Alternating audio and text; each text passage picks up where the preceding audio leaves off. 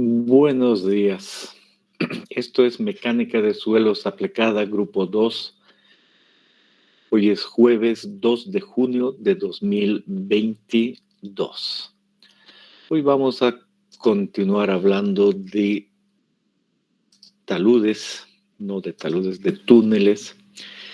Y recordamos lo importante que son los túneles en las obras civiles. Hemos visto eso en Misikuni. Y hemos entendido que todavía no están construidos, pero hay 20 kilómetros de túneles de trasvase, luego otros construidos para pasar agua de la presa Misikuni a el valle de Cochabamba, a Calio, y luego que para construir la presa un túnel de desviación de 400 metros. Hemos entendido muy bien el proyecto, donde entran los túneles y evidentemente es parte de la ingeniería civil. Segundo, hemos visto que detrás del análisis que hay que hacer, pues, y dependiendo de la fase del proyecto, por ejemplo, en la de proyecto, cuando diseñamos aquello, hay que seguir ciertos métodos, fotointerpretación, geofísica, sondeos mecánicos, ensayos de campo y laboratorio, y hemos aprendido cómo hacer todo eso en los capítulos anteriores. ¿Para qué? Para terminar en un modelo geológico geotécnico, ¿no? Lo que aquí hemos dicho involucraría cartografía, saber en qué lugar hay qué en planos, luego unidades de roca, discontinuidades y después de eso deslizamientos, alterabilidad, clasificación, resistencia, deformabilidad, acuíferos, para saber eso. Entonces, si tenemos la idea, entonces entendemos el tipo de roca y sus propiedades, ¿no? Y las condiciones de agua que puede haber en un sitio, y para eso hemos visto los capítulos anteriores. Y luego hemos entrado a la idea de que cómo lucen los túneles, qué secciones deben tener, qué partes tiene una sección típica. Ya saltamos de nuestros túneles hidráulicos a una de estas secciones de túneles carreteros, está perfecto. Y nos acordamos que es un hastial, que parte de esa sección es la clave, y cómo hacemos la excavación, el perfil de excavación, y deseamos poner un sostenimiento. Y hemos entendido cómo va ese sostenimiento en base a una filosofía, la de el método austriaco, el nuevo método austriaco de construcción de túneles, y que ese sostenimiento debe tener hormigón, y por qué el hormigón, y adicionalmente cerchas y pernos o bulones, y por qué, cómo actúa cada uno de ellos, ¿no? Eso es lo que hemos visto. Bien, entonces, especialmente concentrándonos en la parte de sostenimiento y toda la idea general, veamos una vez más el video. Y de seguro viéndolo una vez más nos va a ayudar a visualizar mejor dónde estamos.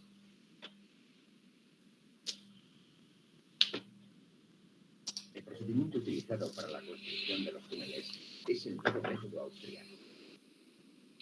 Inicialmente se ejecuta la excavación en avance y a continuación se procede al sostenimiento del terreno con una primera capa de hormigón proyectado, la colocación de cerchas y el proyectado de una segunda capa de hormigón reforzado con fibras metálicas. A continuación, se realiza la colocación de bulones que refuerzan el terreno circundante y sujetan las cerchas. La excavación del resto de la sección del túnel, llamada destroza, se realiza en dos fases. En primer lugar, se excava una primera bancada más ancha para permitir el paso de maquinaria al frente. Inmediatamente después, se realiza la prolongación del sostenimiento ejecutado en avance, solapando las cerchas mediante capas y proyectado de hormigón. Dejando un desfase mínimo de un fase de excavación, para que al menos un hastial permanezca apoyado, se realiza la excavación de la segunda bancada, ejecutándose a su vez los sostenimientos correspondientes. Repitiendo este proceso, se completa la excavación del túnel. Una vez que se ha realizado la excavación y el sostenimiento del túnel, se ejecuta una banqueta de hormigón armado y la excavación y hormigonado de la contrabóveda. Seguidamente, se dispone un sistema de drenaje del túnel, consistente en la colocación de arquetas cada 50 metros y tubo colector, que se rellenan posteriormente de hormigón. A continuación, se procede a ejecutar la impermeabilización, colocando una doble lámina de biotextil y PVC. Una vez impermeabilizado el túnel, se realiza el revestimiento. Para ello se utiliza un carro de avance que se desplaza sobre unos carriles dispuestos en la banqueta. Primeramente se coloca en posición y se eleva hasta ajustar la parte superior o claves de la sección. Luego se abren los faldones superiores e inferiores hasta apoyar en la banqueta, fijándose mediante los tensores dispuestos en sus uniones.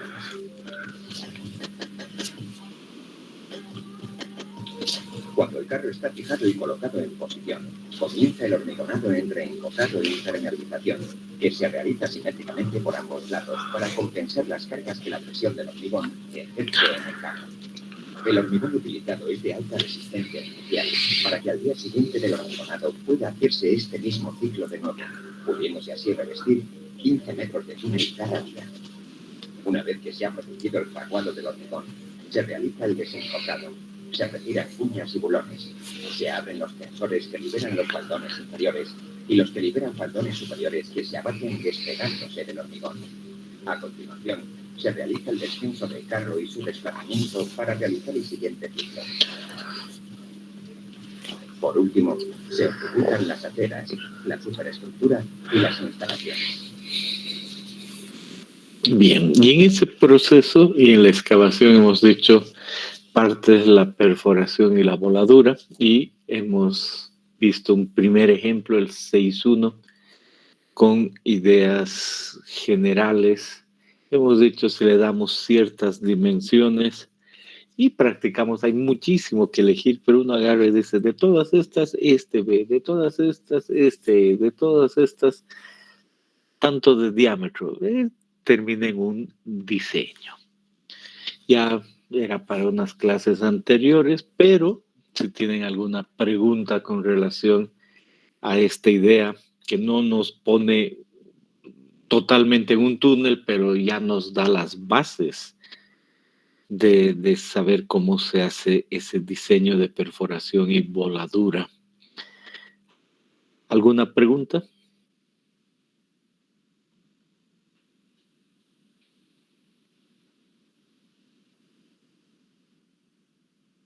Ingeniero, buen día. No te oigo, tienes que acercarte más o algo.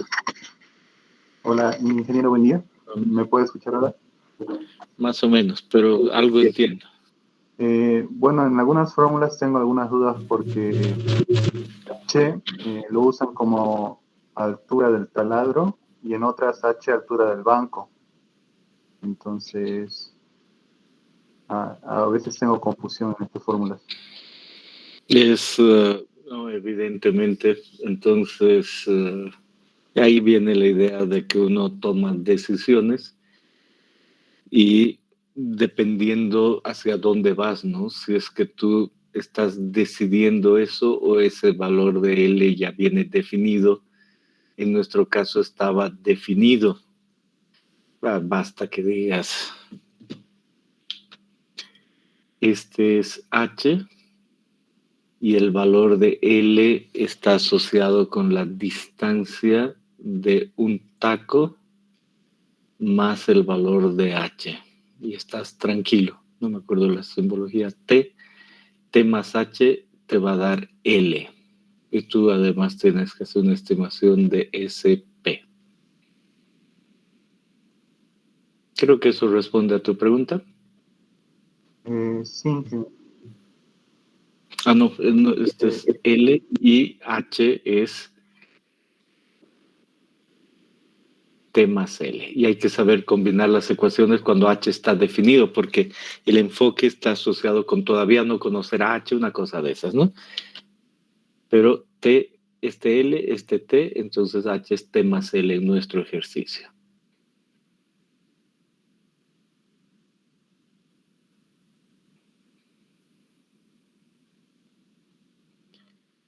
¿Algún otro detalle?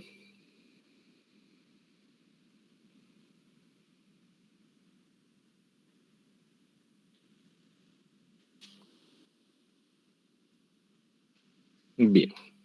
Después de eso hemos dicho, bueno, entonces fruto de conocer todo, sabemos el tipo de rocas, las discontinuidades, el nivel de agua, sabemos la clasificación y otros detalles. Entonces, Wieniawski dice, ve a la clase roca y decide el sostenimiento. Pero hemos dicho, mejorado, aparece el método que propone Román en base a lo de Wieniawski, solo que con más grupos, y a partir de eso decida la partición de la sección, el método de excavación y el sostenimiento, ¿no? Entonces, en un cierto rango, habíamos visto si, por ejemplo, es 55, cómo entrar a lo largo de eso, y a continuación, si ese estaba ahí, entonces entendemos lo mismo en ese sentido. Y ahí no les dije, pero después de clases subí este ejercicio, y en este ejercicio decía, mire, clasifique el RMR, entonces con los datos, el RMR que hemos aprendido en la clase anterior, antes del primer parcial, pues da un valor asociado con 45, 42 y 41. Y luego, debido al túnel que tenemos y la clasificación y las orientaciones de las discontinuidades, el RMR, pues, de acuerdo a las orientaciones dadas, puede ser ese. Y en este caso, se dice el RMR es 36. No habíamos visto, pero es práctica común, y después vamos a ver que uno diga en portales, y está escrito aquí, es una categoría menos, porque los portales son de más cuidado, entonces ahí viene el 26. Entonces, primera idea, el RMR que uno utiliza no es el de la roca, sino que específicamente para utilizar este método hay que utilizar el asociado con la roca y el túnel. Entonces, de ahí que se hagan las correcciones que uno conoce bien. Y al introducir en estas tablas el RMR 36, sale ese valor de 4A, 36, entre 30 y 40. Por lo tanto, se ha elegido el bulonado que tiene esta lectura. Entonces uno dice, realmente, puedo hacer en obra 4,25 metros, 0,9 por cada metro cuadrado y el espaciamiento 1 por 1. Y el hormigón me dice entre 16 y 24, 3 capas con sellado. Entonces agarro y pongo entre ambos, porque el RMR está entre ambos, 20, ese es el diseño, y me pide armaduras y las cerchas TH29 cada metro. Ese es el diseño.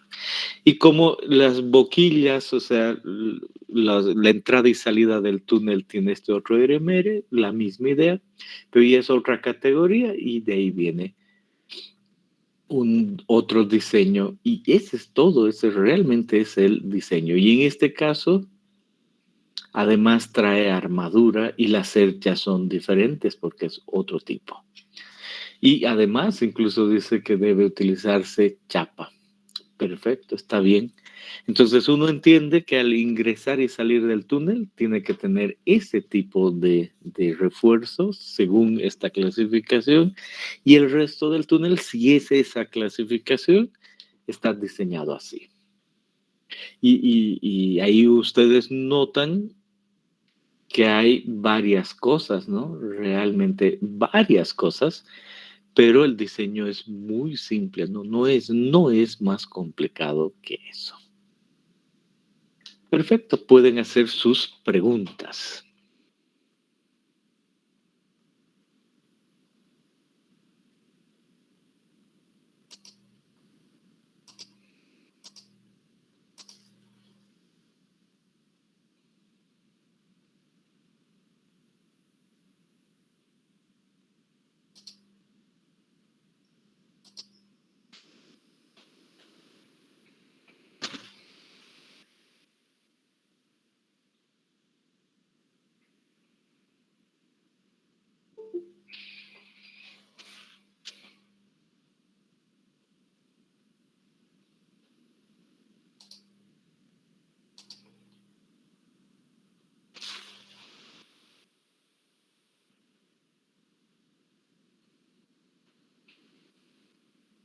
¿Ninguna pregunta?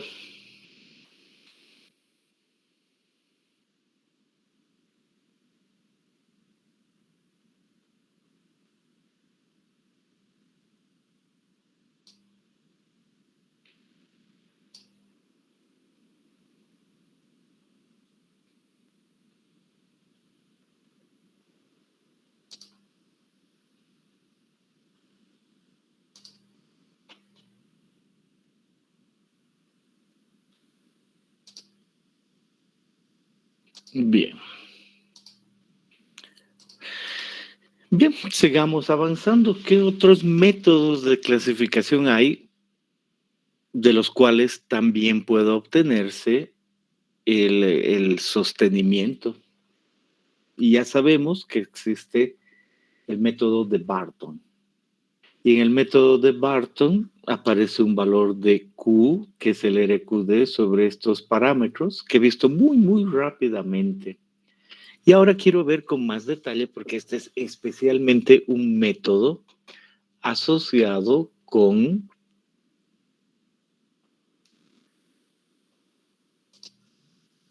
túneles. Entonces veamos más detalles de este método. Lo primero es que los rangos que presenta este método son diferentes a los de Wieniawski, no van de 0 a 100. Aquí se nota los valores de 001 a 1000. Y no tiene solo 5 categorías, tiene 2, 4, 6, 8, 9 categorías. Y desde excepcionalmente mala, extremadamente mala, muy mala, mala, media buena, muy buena, extremadamente buena y excepcionalmente buena son las categorías en ese rango. Primera diferencia. Y por supuesto, igual tiene sus propias tablas. Ahí aparece una tabla en forma general. Uno no ve nada y dice, uy, hay un montón de parámetros. Pero uno toma la primera parte y agrandamos la primera parte y ahí me dice, no hay problema. Es el RQD que va en porcentaje. Y ese RQD, dependiendo del valor que esté en el que estemos, por decir algo, estamos en 70. Entonces digo, es de calidad media, perfecto. Entonces el RQD que entra es 70 en porcentaje. Y con algunas consideraciones que siempre hay que leer. Por ejemplo, ¿qué dice aquí? Cuando se obtienen valores de RQD inferiores a 10, incluyendo el 0, se toma un valor nominal de 10 para calcular el índice Q. Perfecto. Entonces a veces uno tiene 0 y dice Q es 0. No, 10 hay que tomar para el RQD. Y luego dice los intervalos de 5 unidades para el RQD, es decir, 100, 95, 90, tienen suficiente precisión. O sea, no, ¿por qué calcular 88, 87? No, o sea, 90, 85, 80.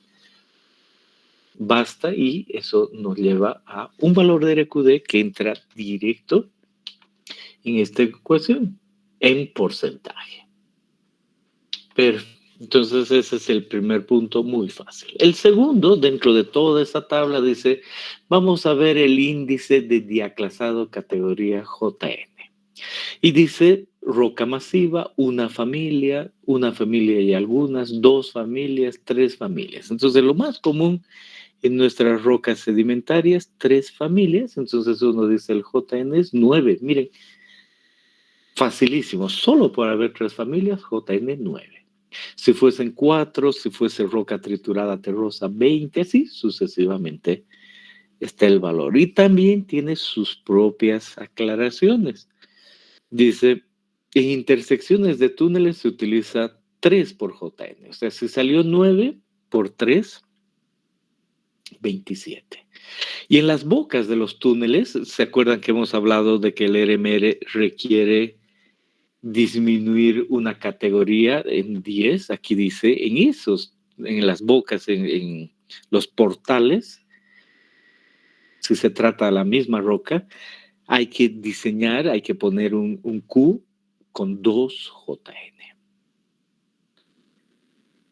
Intersecciones 3, bocas 2. Y después a lo largo del túnel, 1 de JN, entonces 9. Esa es una especificación. Entonces, solo es cuestión de ver la tabla, entender qué es qué, leer con calma. Perfecto, ya van 2 puntos. Tercer punto de esa misma tabla, dice el índice de rugosidad de las discontinuidades, JR.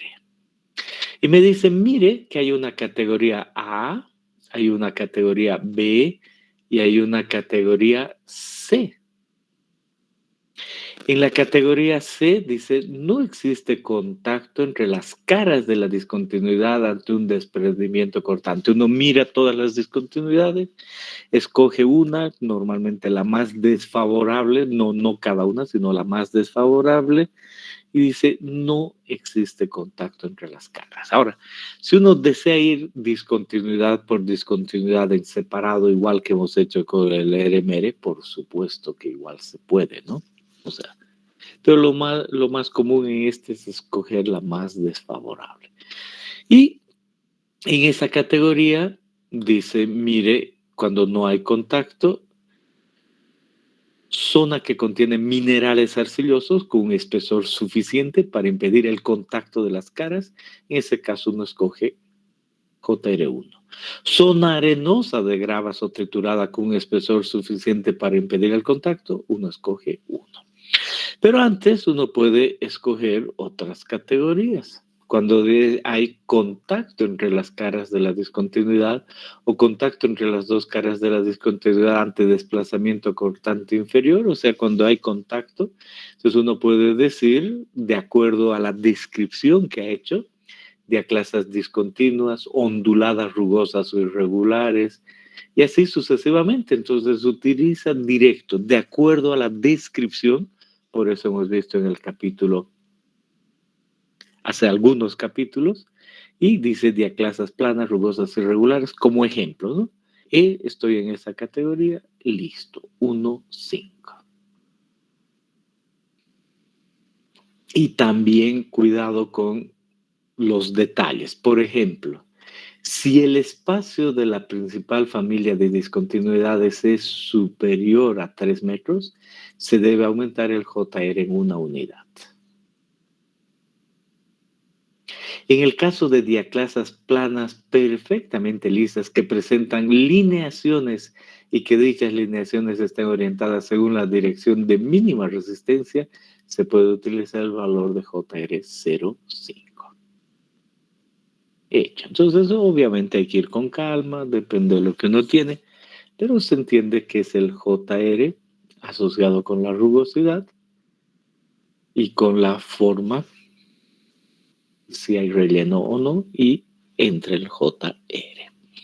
Entonces, hasta ahí, miren, primera categoría, el RQD, segunda categoría, el JN, asociada con el número de diaclasas, y la tercera categoría, el JR asociado con la rugosidad.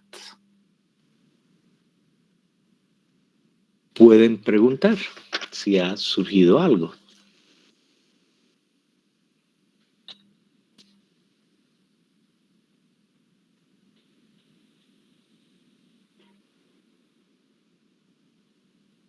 Bien.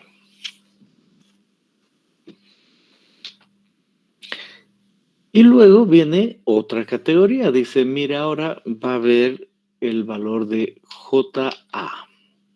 Y no se asuste, es la alteración. Uno dice muy lógico, ¿no?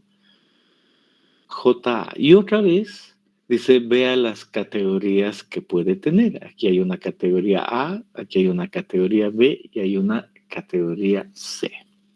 Y otra vez está asociada con el contacto. Aquí dice, mire, contacto entre los planos de la discontinuidad sin minerales de relleno intermedio.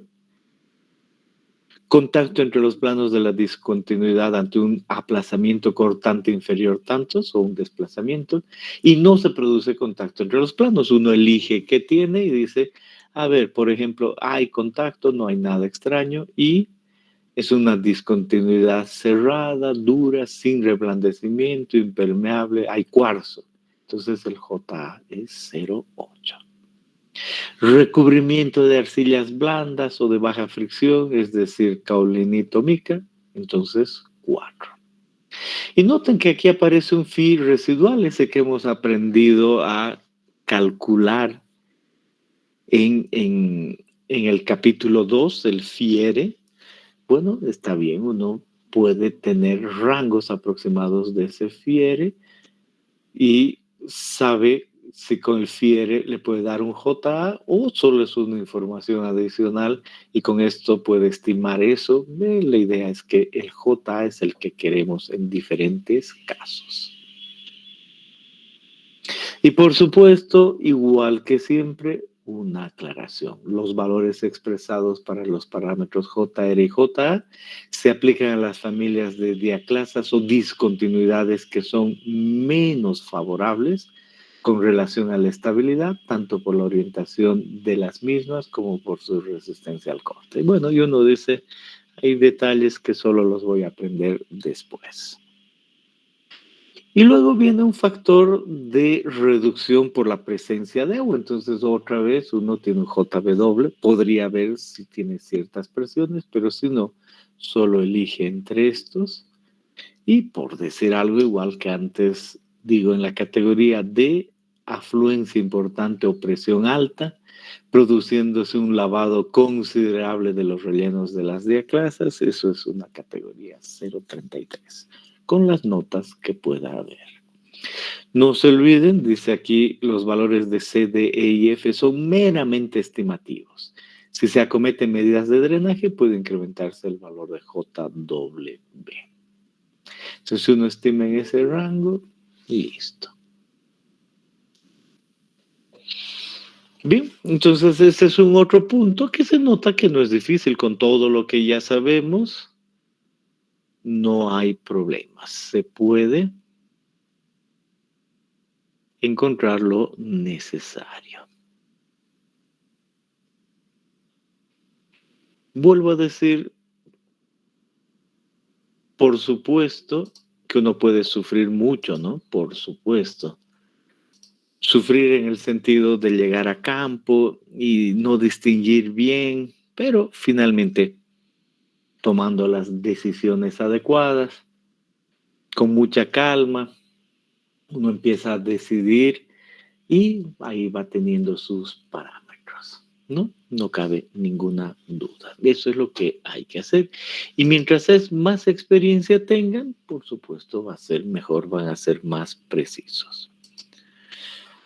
Y seguimos avanzando y después dice, mire, ahora vamos a ver las condiciones tensionales de la roca, el valor SRF. Y uno dice, pero nunca había visto yo en Wieniawski esfuerzos, ¿verdad? No se había visto. Y es una diferencia principal. Wieniawski no le importa si el túnel está en la superficie o muy abajo, no considera aquello. Pero Barton dice, no, hay que considerar los esfuerzos alrededor del túnel, van a determinar el sostenimiento adecuado. De ahí viene otra vez que hay una categoría A en cuanto al SRF y por supuesto hay una categoría B, incluso una categoría C o una categoría D, ¿no? Se puede ver. Entonces, en ese sentido, uno empieza solo a leer lo que aparece y si le corresponde algo. Posiblemente este es el más difícil de relacionar, pero igual uno empieza a leer con calma en base a lo que ya sabe. Dice, categoría A, las zonas débiles intersectan en la excavación, pudiendo producirse desprendimientos de roca a medida que la excavación del túnel va avanzando. Y digo, sí, una roca normal puede tener eso y de rato en rato zonas más débiles. Por ejemplo, uno dice la misma roca y una falla, la misma roca y un estrato de otra roca más débil. Y si tiene esa categoría, dice, pueden haber múltiples zonas débiles aisladas, o zonas de fracturas en roca competente, o zonas de fracturas aisladas, etcétera, ¿no? O sea, con mucha calma. y escoge el SRF. O dice, más bien, son rocas competentes, no va a haber ni una sola débil, no es que voy a hallar intercalaciones y, por ejemplo, voy a tener un granito.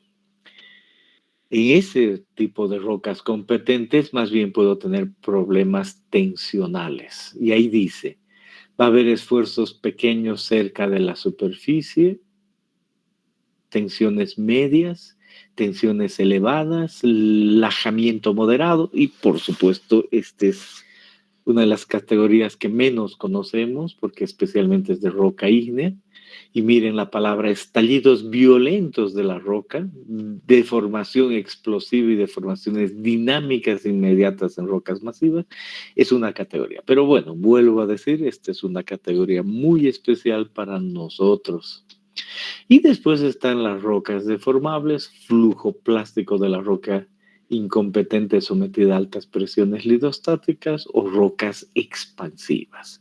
Lo más común para nosotros la categoría A en alguna de esas y escogemos un SRF. Por ejemplo, zonas de fracturas aisladas en roca competente, libre de arcillas y adicionalmente la profundidad de la excavación menor a 50 metros. Es un ejemplo.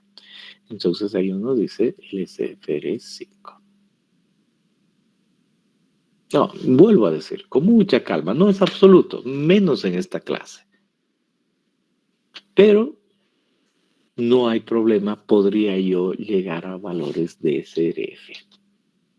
Y finalmente, en base a eso, he hallado el RQD, el JN, el JR, el JA, el JW y el SRF y acabo de obtener un valor de Q. Pero ahí no acaba. Barton dice, además vea qué está manejando para poder hacer el diseño de sostenimientos. Vea si tiene una galería minera, si tiene una central nuclear, si es que tiene plantas de tratamiento de agua, túneles de carreteras y por decir algo, vamos a decir, tenemos túneles de carreteras. ¿No? Como dice aquí, secundarias y ferrocarril, túneles de acceso. En esto. O aquí hay otras categorías, pero estoy en la categoría C. Me dice, además considero un ESR de 1.2 a 1.3. Por decir algo, 1.25. Y uno dice, ¿y es dónde entra eso? En lo siguiente. Entonces aquí aparece las clases de roca y el sostenimiento. Y miren aquí a la izquierda. Me dice el valor sin sostenimiento o altura. Vano, no valor. Vano sin sostenimiento o altura. Entonces, si uno tiene un túnel de ancho 12 metros y una altura 10, dice 12 metros. O si uno tiene una altura de 6 metros y una altura de 8, pone 8 metros y divide entre el ESR, la importancia de la obra que está haciendo. Y ahí aparece un rango. Y nos inventamos uno y decimos hemos caído en este valor de 10. Y por otro lado, me dice, de este otro lado aparece el valor de Q, el que acabo de obtener, que puede ir entre esto tan bajo y ese. Y nos inventamos un valor y decimos, hemos caído en este valor, 0.04. Subo y me dice, está en ese punto, por lo tanto, una categoría 8, dice,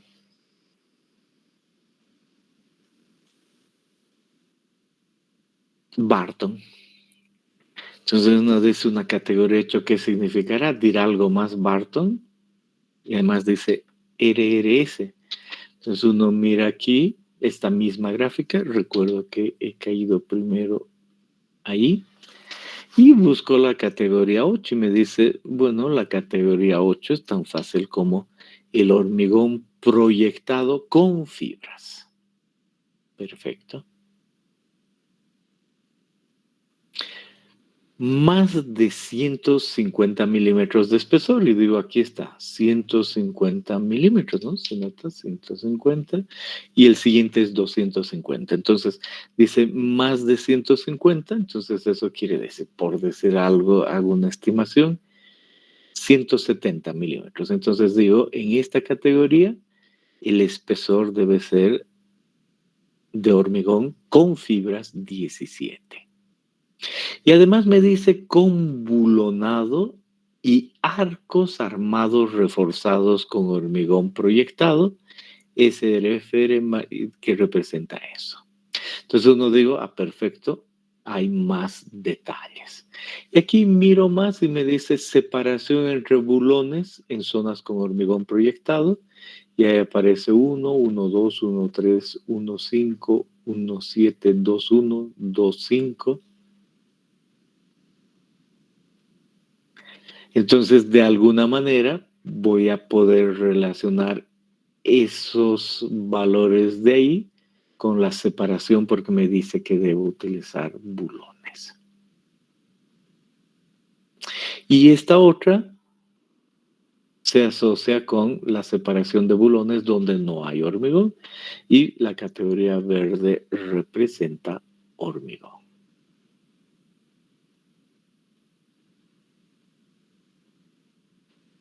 Y a este otro lado, la longitud de los bulones. Entonces digo, esa es una longitud 3 para un SR de 1. ¿No? Aquí. Entonces uno dice, bueno, ¿y los arcos cada qué distancia no veo nada? Sí, verdad, hay que tener cuidado. Pero la idea general es esa. Luego hay otras tablas y por supuesto este mismo autor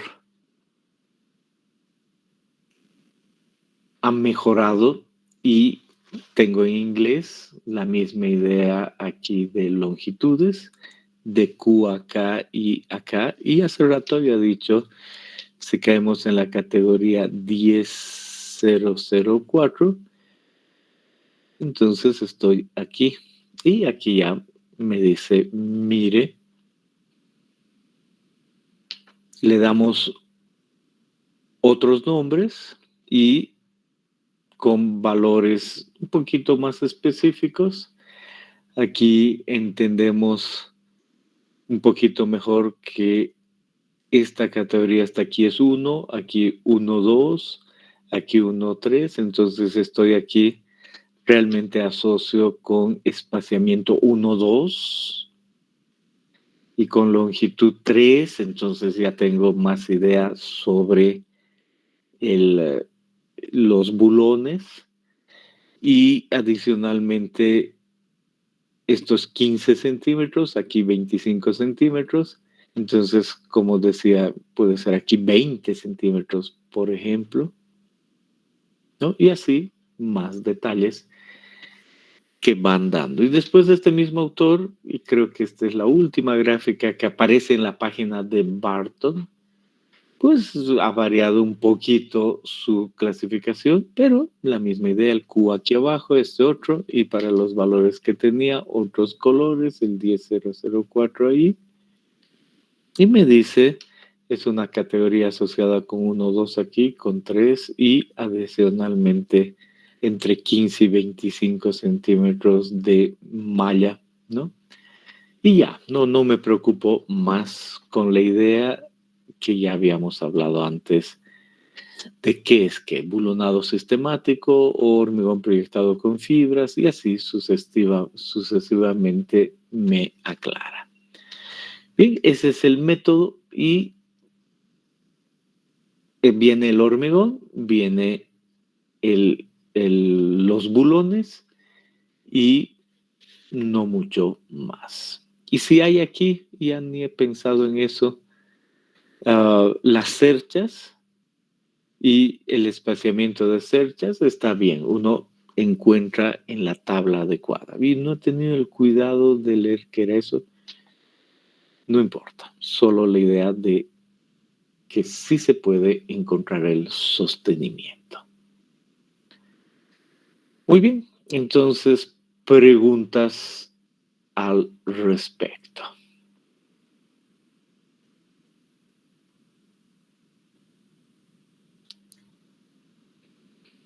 Bien. Y vi lo mismo de siempre, Barton, aquí dice el Q de Barton, tiene que ver con saber a priori las zonas que hay. Aquí está el túnel, y este túnel dice aquí una zona 1, 2, 3, 4, 5, de acuerdo a la clasificación inicial.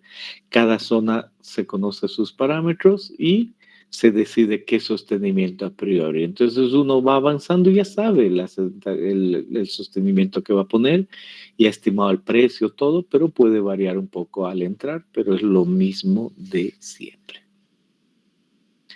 Ese es el valor de Q de Barton. Preguntas.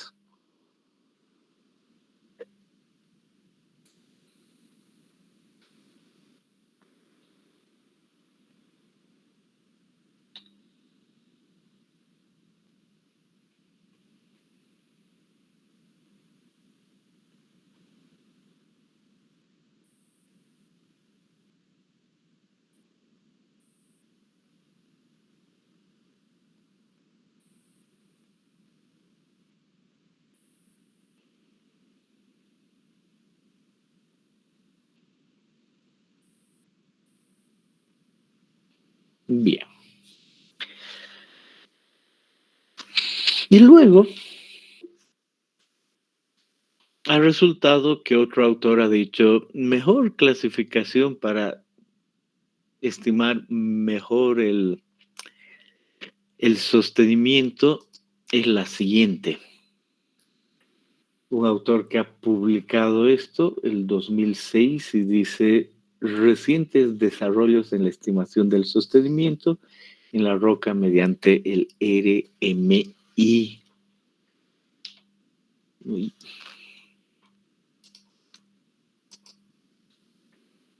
Entonces uno marca aquí y dice RMI. No es el RMR, no es el Q, es el RMI y es el método que propone esta persona, Palmström. Perfecto. Entonces, en esencia, nosotros debemos pensar que Palmström dijo, voy a sacar lo mejor de Wieniawski y lo mejor de Barton y voy a combinar. Entonces, teóricamente, su sistema es mejor que los dos anteriores, pero no ha tenido la misma acogida que los dos anteriores. Igual tenemos que revisarlos y entender en qué consiste. Entonces, este método tiene una clasificación RMI, no RMR, no Q, es el método de Palmström, y veamos cómo se obtiene. Entonces dice, este RMI, como clasificación de macizo, es el índice del macizo rocoso, el RMI, índice del macizo rocoso. Primero, la clasificación. Y ese RMI, pues, como dice aquí, tiene las variaciones y aquí hay menos categorías, pero números parecidos a los de menos categorías como Wieniawski, pero números parecidos a los de Barton. Muy bajo representa una categoría de roca con RMI menor a 0,01 y así las categorías hasta muy alto, bajo, moderado, alto, muy alto. Son las clasificaciones. Y bueno, y dice, este RMI depende de la resistencia a la compresión uniaxial y de un parámetro del diaclasado. En otras palabras, multiplicar la resistencia a la compresión por ese parámetro de diaclasado. Y ese es el RMI. Entonces, RMI en ese sentido, Palmström dice, y voy a simplificar todo, voy a unir las mejores características y es solo multiplicar uno por el otro. Esta resistencia yo la conozco, ¿no? La roca intacta, que sé obtenerla, es el mismo sigma CI. Y este JP, Palmström, dice, va a depender de un factor del estado de las diaclasas y de un volumen del bloque. Y este factor de diaclasas va a depender de un factor de rugosidad, JR, un factor de alteración, JA, y un factor de tamaño, JL. Entonces uno dice, acabo de ver en la clasificación Q de Barton un JR y un JA. ¿Será que realmente ha tomado los mismos? Entonces uno dice, seguramente que sí, ¿no? No cabe duda. Y ya vamos a ver, pero dice, mire esos factores, JR, JA y JL, asociados con rugosidad, alteración y tamaño, y multiplique de esta manera, no se ve muy claro, no importa, y obtengo un JC.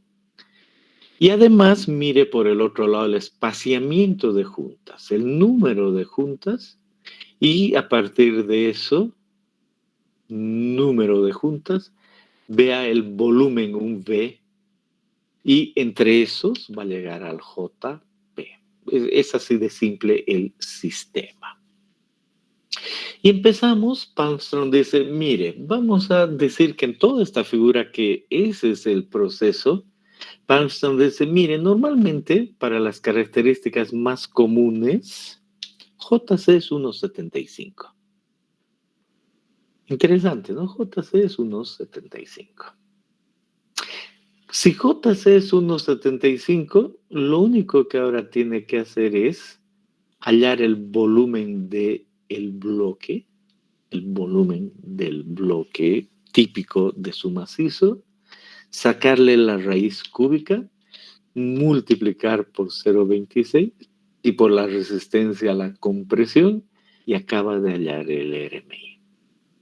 Resistencia a la compresión por 0,26 por raíz cúbica del volumen del bloque.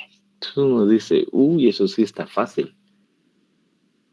O sea, todo el RMR o el Q en forma simplificada se lo puede hallar de esa manera. Y por supuesto, en el artículo de Armstrong dice, vamos a medir ese bloque, cómo realmente obtendría, ¿no? Y dice aquí, puede ser medido con diferentes métodos, en la excavación subterránea, en la superficie, en cortes de roca, en testigos de sondeos.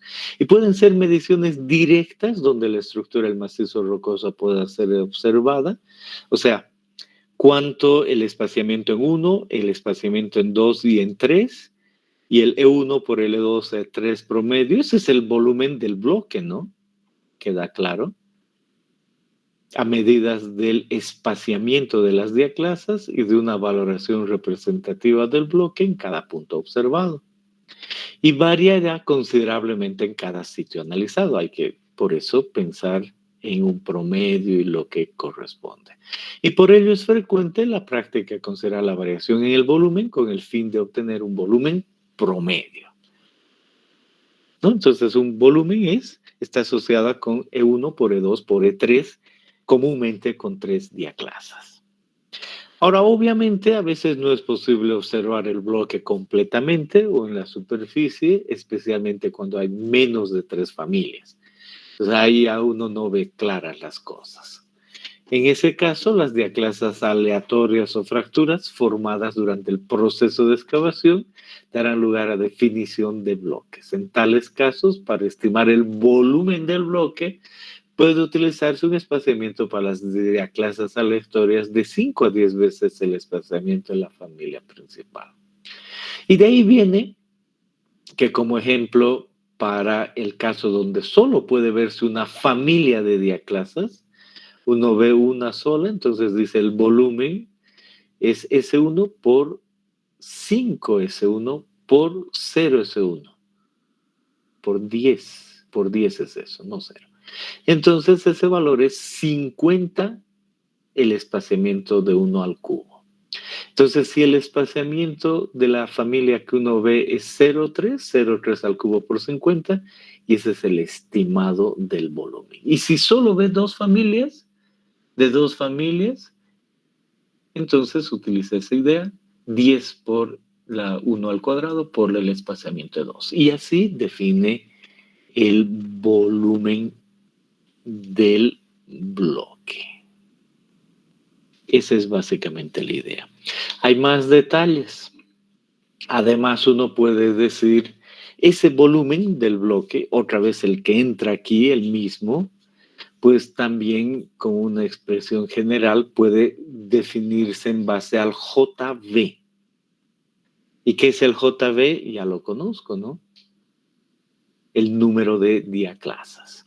Entonces, y este B muchas veces está asociado con 36. Entonces, 36 por JV a la menos 3 es un valor. Y ya imagino un volumen de bloque, ¿no? Que inicialmente puedo decir el espaciamiento 1 promedio es 0,25 metros, el espaciamiento 2 promedio es 0,30 metros y el espaciamiento 3 promedio es 0,20 metros. Ese es un bloque, ¿verdad? Entonces el volumen de este bloque es fácil de distinguir. 0,25 por 0,30 por 0,20. ¿Cuánto sería eso?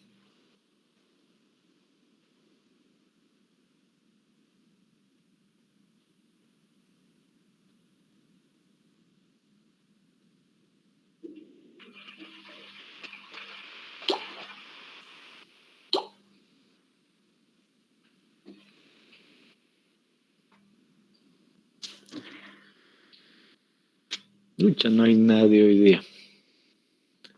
Todos están en otras materias, proyectos y demás. Quedemos aquí entonces. De nuevo puede dictar Inge, por favor. 0,25 por 0,30 por 0,20. 0,015. 0,015 metros cúbicos, ¿no? Y también puedo calcular el JV, y el JV es 1 sobre 0,25 más 1 sobre 0,30 más 1 sobre 0,20. Entonces el JV es ¿cuánto?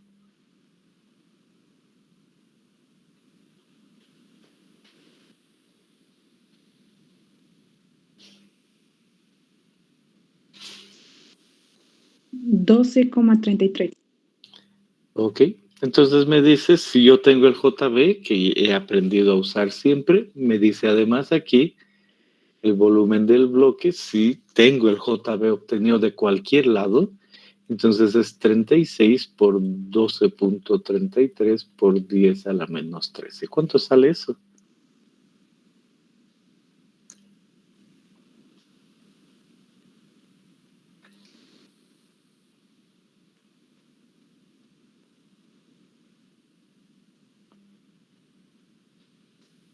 $0,44.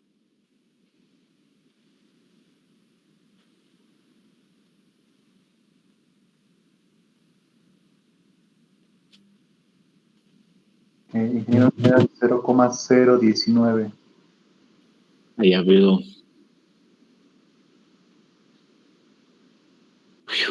Ya estaba palideciendo. 0,019. Bien, entonces uno dice, este es un estimado en base a un beta que muchas veces es 36, entonces 0,019, y el verdadero, el que supuse era 0,015. Entonces entiendo lo que quiere decir aproximado y lo que quiere decir el volumen del bloque. Ese es el que entra ahí por 0,26 y por esta resistencia, y ese es el valor del RMI.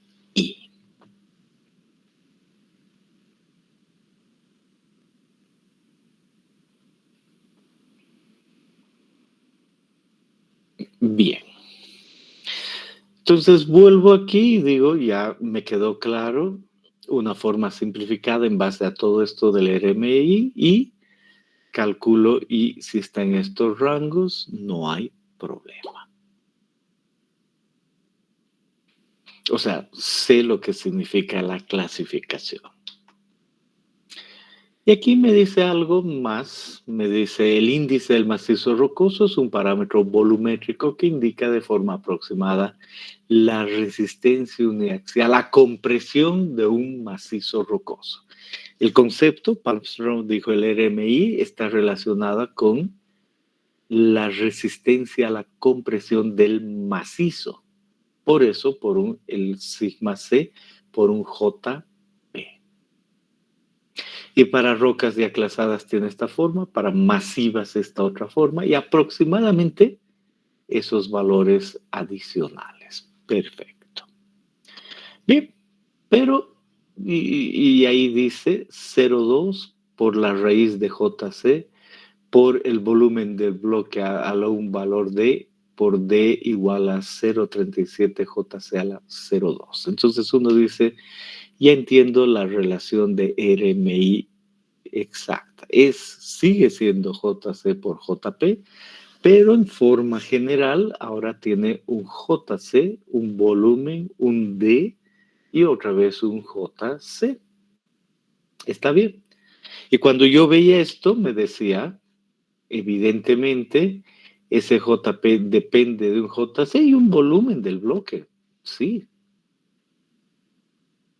Y esa ecuación para rocas diaclasadas está asociada con eso que está ahí. Entonces, todo es cuestión de determinar el JC y yo sé que el JC depende de esto, el volumen que ya he entendido a qué se refiere y un valor D que va a depender del JC y está listo. Para lo que es común para nosotros, las rocas diaclasadas. Excelente, entonces uno dice, en este sentido, si quiero ver este valor, vamos a poner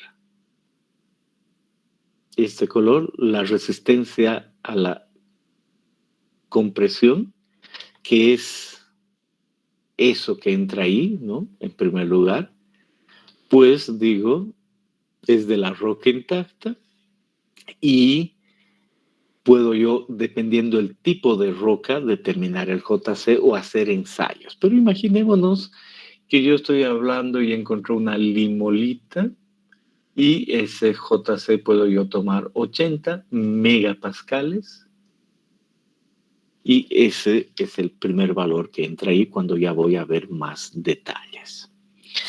Y sigo avanzando y digo, ahora aquí está mi JC. Aquí está el volumen del bloque y aquí está el JC. Está bien. La resistencia a la compresión debe ser, y antes no dije nada, valor en megapascales. Ya me queda clara las unidades. Y el volumen del bloque en metros cúbicos, que es lo que terminé hallando. Y el JC se refiere a un valor de JR por JL sobre JA. Esos son los valores que entran en esas unidades. Y empiezo diciendo, a ver, ¿qué será el JR?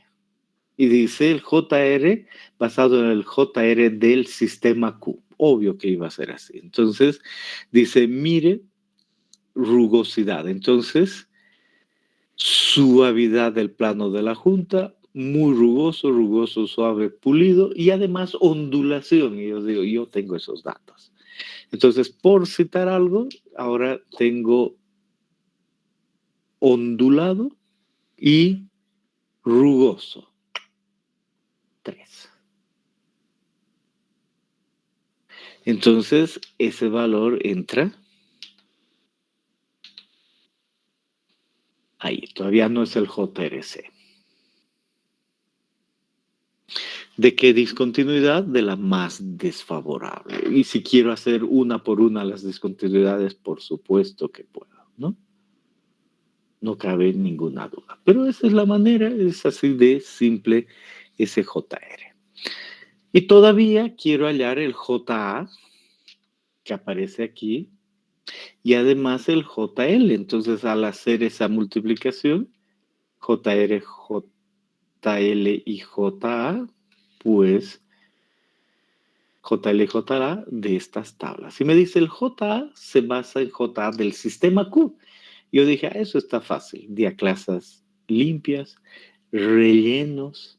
Si no hay, si hay relleno, digo el material, cuál es el material del relleno, este sin reblandecimiento, este otro, este relleno fino menor a 5 milímetros, grueso. Entonces digo, fácil de hallar. Y si las diaclases están limpias, pegadas o soldadas, roca inalterada, superficies alteradas, 1 grado más de alteración que la roca, 2 grados más, claro, hay que igual tomar decisiones difíciles, pero uno toma y encuentra la categoría de JA. Nos imaginamos que es una superficie de roca inalterada, de diaclasa limpia y no tiene nada de relleno. Bueno, entonces ese valor es 1. Puede ser cualquier otro. Y luego me dice el JL, tiene que ver con la continuidad. Y otra vez uno escoge la menor o escoge lo que sea necesario. O trabaja en cada una, pero dices, voy a ver la más desfavorable, entonces por decir algo, la estratificación o las diaclasas y dice longitud, muy corto, corto, mediano, grande, de acuerdo a estas longitudes. Entonces tomo uno, mis diaclasas tienen longitudes entre 1 y 10 metros, categoría mediano, y si hay juntas continuas o discontinuas, el JL o es 1 o es 2. Y aquí me dice juntas discontinuas, las juntas discontinuas acaban en la roca masiva, y luego con calma, ya sabe. Y si resulta que aquí es el valor 1, tomo 1 y con el JR, el J y ya tengo el JC, ¿no? Ahí queda claro qué debo hacer.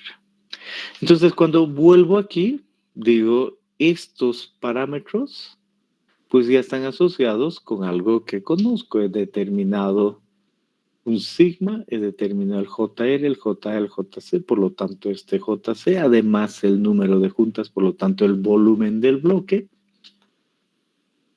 Y a partir de esto tengo el JP. ¿Con qué relación en estos valores? Con lo que aparece acá. Y aquí tengo que revisar algo en especial, el sigma. Ok.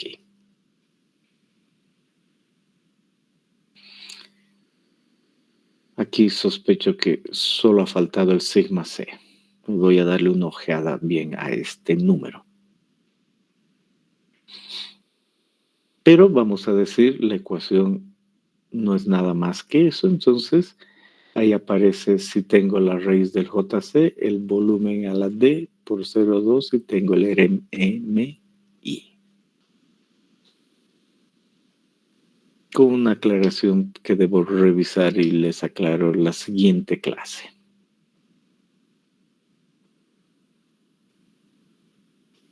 Bien. Entonces, obtenido el RMI o de forma muy simplificada o de forma más detallada, conociendo el RMI, conociendo las características de la roca, ahora Palmström dice, igual queremos nosotros ver el sostenimiento.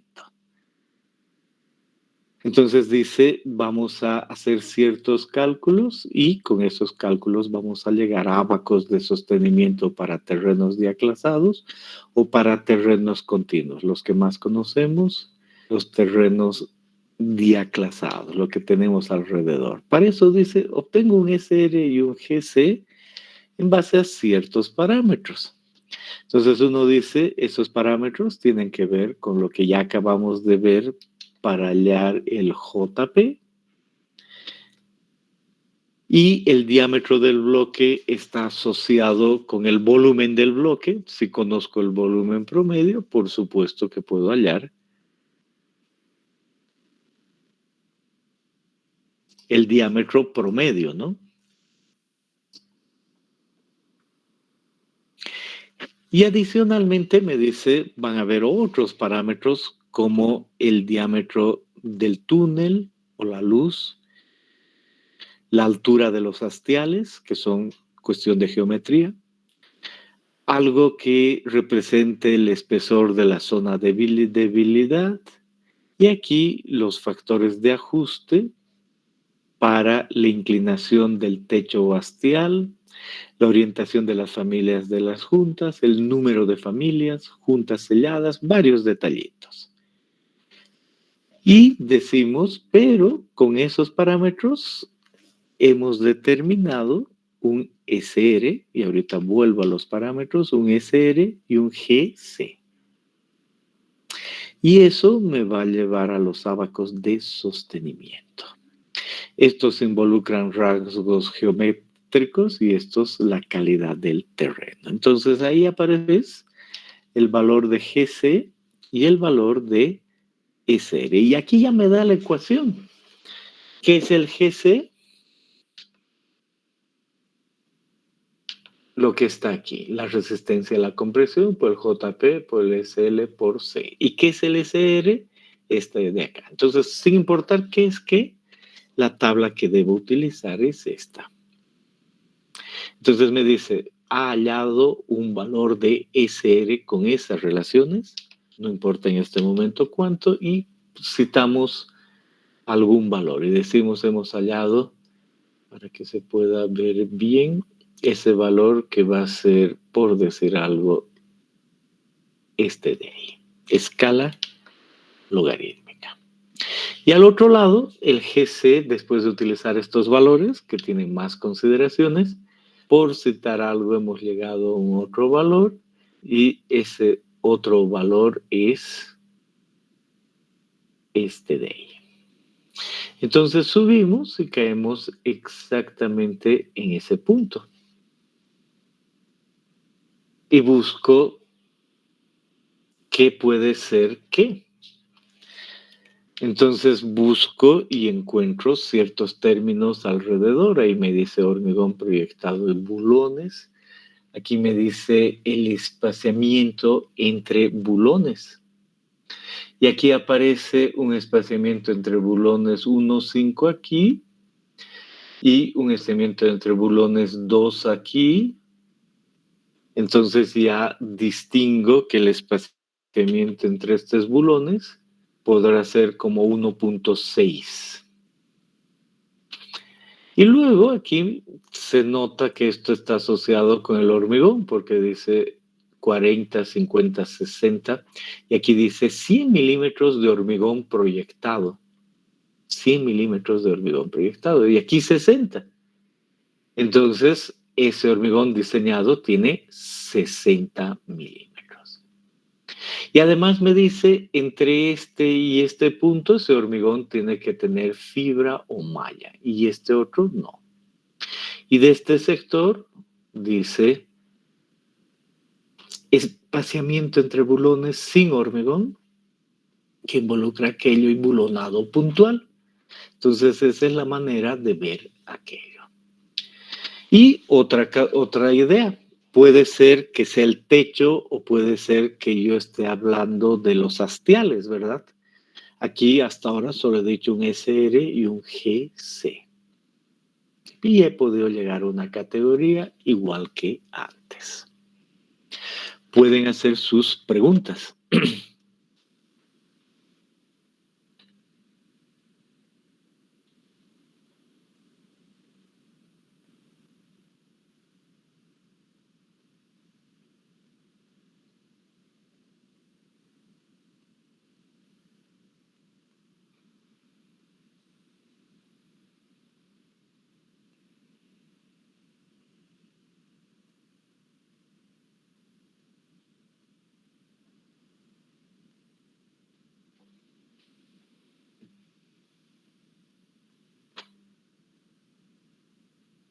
Bien.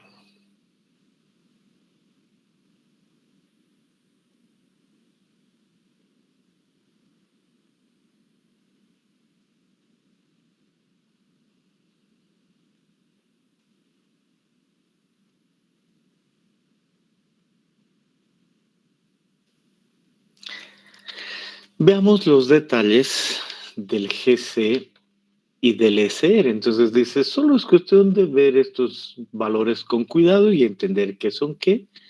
Y por supuesto que Palmström dice, ahí están esos valores, el GC equivale a eso, al RMI que ya calculó, al RMI J sigma C por JP, por estos otros valores SL por C.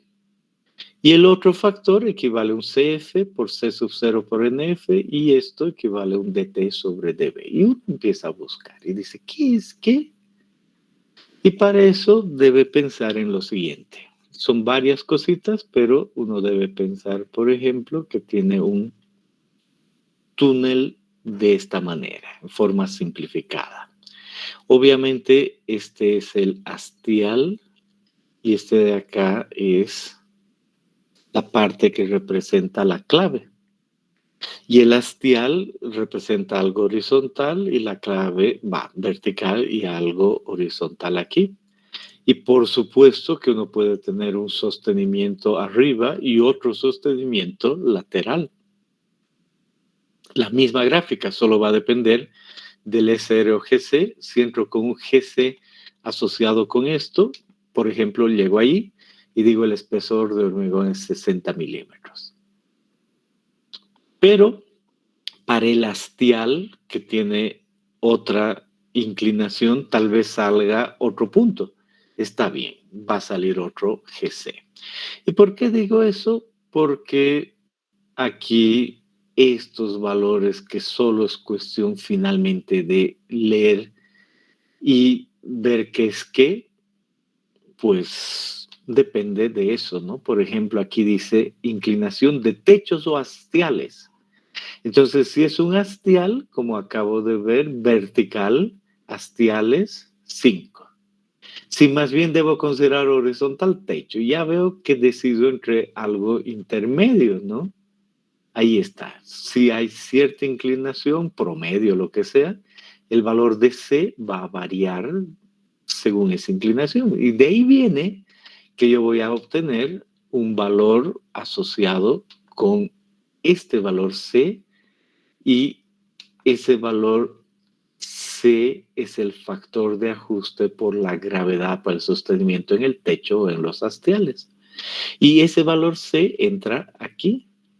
Por lo tanto, hay un GC para el techo, otro para los hastiales.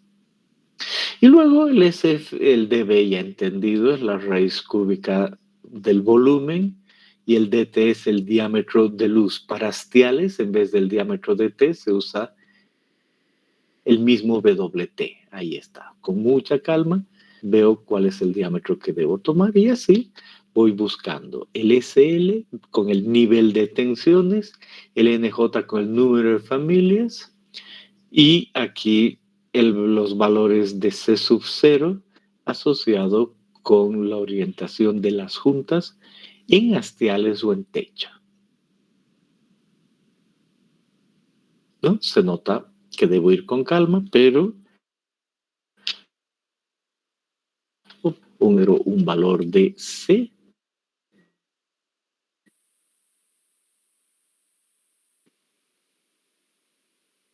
y con mucha calma hallar un SR.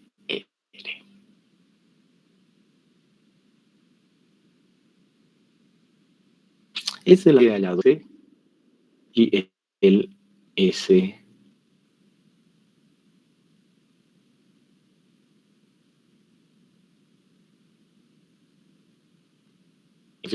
Quisiera hallar Roman y Palmström.